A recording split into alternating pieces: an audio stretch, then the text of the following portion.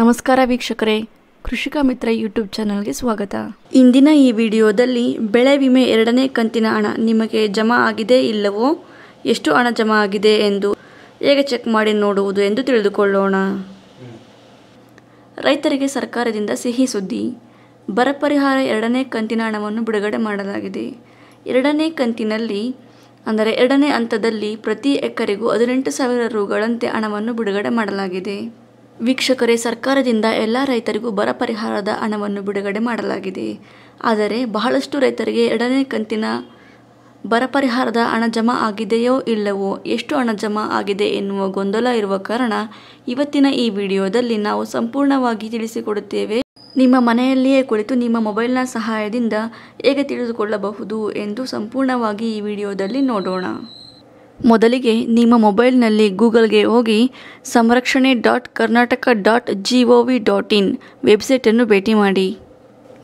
ವೆಬ್ಸೈಟನ್ನು ಭೇಟಿ ಮಾಡಿದ ನಂತರ ವರ್ಷದ ಆಯ್ಕೆ 2023-24 ಎಂದು, ಋತು ಆಯ್ಕೆ ಖಾರಿಫ್ ಎಂದು ಸೆಲೆಕ್ಟ್ ಮಾಡಿ ಗೋ ಬಟನ್ ಮೇಲೆ ಕ್ಲಿಕ್ ಮಾಡಿ.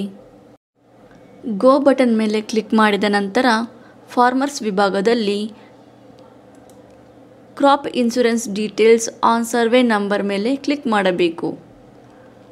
ಕ್ಲಿಕ್ ಮಾಡಿದ ನಂತರ ನಿಮಗೆ ಡಿಸ್ಟ್ರಿಕ್ಟನ್ನು ಸೆಲೆಕ್ಟ್ ಮಾಡಿ ಎಂದು ಕೇಳುತ್ತದೆ.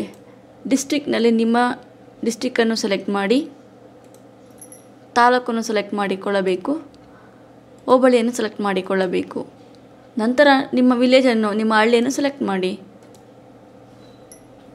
ಕೊನೆಯಲ್ಲಿ ನಿಮ್ಮ ಸರ್ವೆ ನಂಬರನ್ನು ನಮೂದಿಸಿ ಎಂದು ಕೇಳುತ್ತದೆ. ಸರ್ವೆ ನಂಬರನ್ನು ನಮೂದಿಸಿ. ನೆಕ್ಸ್ಟ್ ಸರ್ಚ್ ಬಟನ್ ಮೇಲೆ ಕ್ಲಿಕ್ ಮಾಡಿ. ಇಲ್ಲಿ ನಿಮ್ಮ ಹೆಸರಿರುವ ಕಾಲಮ್ ಮೇಲೆ ಕ್ಲಿಕ್ ಮಾಡಿದಾಗ ನಿಮ್ಮ ಅಪ್ಲಿಕೇಶನ್ ನಂಬರನ್ನು ತೋರಿಸುತ್ತದೆ. ಅಂದರೆ ನಿಮ್ಮ ಬೆಳೆ ವಿಮೆ ಅರ್ಜಿಯ ಸಂಖ್ಯೆಯನ್ನು ತೋರಿಸುತ್ತದೆ. ಅದನ್ನು ಒಂದು ಕಡೆ ಬರೆದುಕೊಂಡು ನಂತರ ಬ್ಯಾಕ್ ಬಟನ್ ಮೇಲೆ ಕ್ಲಿಕ್ ಮಾಡಿ, ಅಂದರೆ ಮತ್ತೆ ಹೋಮ್ ಪೇಜಿಗೆ ಬಂದು ಚೆಕ್ ಸ್ಟೇಟಸ್ ಆಪ್ಷನ್ ಮೇಲೆ ಕ್ಲಿಕ್ ಮಾಡಿ. ಆಪ್ಷನ್ ಮೇಲೆ ಕ್ಲಿಕ್ ಮಾಡಿದ ನಂತರ ಅಪ್ಲಿಕೇಶನ್ ನಂಬರ್ ಅನ್ನು ನಮೂದಿಸಿ ಎಂದು ಕೇಳುತ್ತದೆ.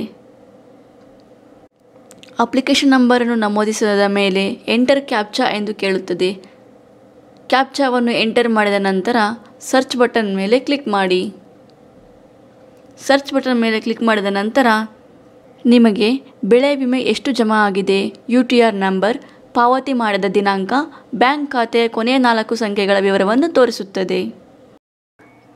ಬರ ಪರಿಹಾರದ ಹಣ ಜಮಾ ಆಗದಿರಲು ಕಾರಣಗಳು ಏನು ಎಂದು ತಿಳಿದುಕೊಳ್ಳೋಣ ಬನ್ನಿ.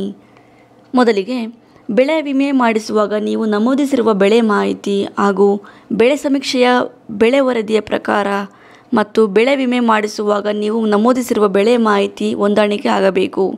ಹೊಂದಾಣಿಕೆ ಆಗದಿದ್ದಲ್ಲಿ ಬರ ಪರಿಹಾರದ ಹಣ ಜಮಾ ಆಗುವುದಿಲ್ಲ. ಆದ್ದರಿಂದ ಪ್ರತಿ ವರ್ಷ ನೀವು ಜಮೀನಿನ ಬೆಳೆ ಸಮೀಕ್ಷೆಯನ್ನು ತಪ್ಪದೇ ಸರಿಯಾಗಿ ಮಾಡಿಸಬೇಕು. ನೀವು ಯಾವ ಬೆಳೆಗೆ ಬೆಳೆ ವಿಮೆ ಮಾಡಿಸಿದ್ದೀರೋ ಅದೇ ಬೆಳೆಯನ್ನು ಬೆಳೆದಿದ್ದೀರಿ ಎಂದು ಸಮೀಕ್ಷೆಯ ಮೂಲಕ ದೃಢೀಕರಿಸಿದ್ದಲ್ಲಿ ಮಾತ್ರ ಬೆಳೆ ವಿಮೆ ಪಡೆಯಲು ನೀವು ಅರ್ಹರಾಗಿರುತ್ತೀರಾ. ಎರಡನೆಯ ಮುಖ್ಯ ಕಾರಣ ರೈತರ ಹೆಸರುಗಳು ಹೊಂದಾಣಿಕೆ ಆಗದೇ ಇರುವುದು. ಪಹಣಿಯಲ್ಲಿರುವ ಹೆಸರು ಮತ್ತು ಆಧಾರ್ ಕಾರ್ಡ್ನಲ್ಲಿರುವಂತೆಯೇ ಬ್ಯಾಂಕ್ ಖಾತೆಯಲ್ಲಿ ಹೆಸರು ದಾಖಲಾಗಿರಬೇಕು. ಇಲ್ಲವಾದಲ್ಲಿ ಪರಿಹಾರದ ಹಣ ಜಮಾ ಮಾಡುವಾಗ ಹೆಸರು ಮ್ಯಾಚ್ ಆಗದೆ ಹಣ ಸಂದಾಯ ವಿಫಲವಾಗುತ್ತದೆ. ರೈತರು ತಾವು ಸಲ್ಲಿಸಿರುವ ಬೆಳೆ ವಿಮೆ ಅರ್ಜಿ ಮತ್ತು ಪರಿಹಾರ ಹಣ ಪಾವತಿ ಕುರಿತು ಕೃಷಿ ಬೆಳೆಗಳು ಆಗಿದ್ದರೆ ಕೃಷಿ ಇಲಾಖೆಯಲ್ಲಿ ವಿಚಾರಣೆ ಮಾಡಬೇಕು. ತೋಟಗಾರಿಕೆ ಬೆಳೆಗಳು ಆಗಿದ್ದರೆ ನಿಮ್ಮ ತಾಲೂಕಿನ ತೋಟಗಾರಿಕೆ ಇಲಾಖೆಯನ್ನು ಭೇಟಿ ಮಾಡಿ ಮಾಹಿತಿಯನ್ನು ಪಡೆಯಬೇಕು.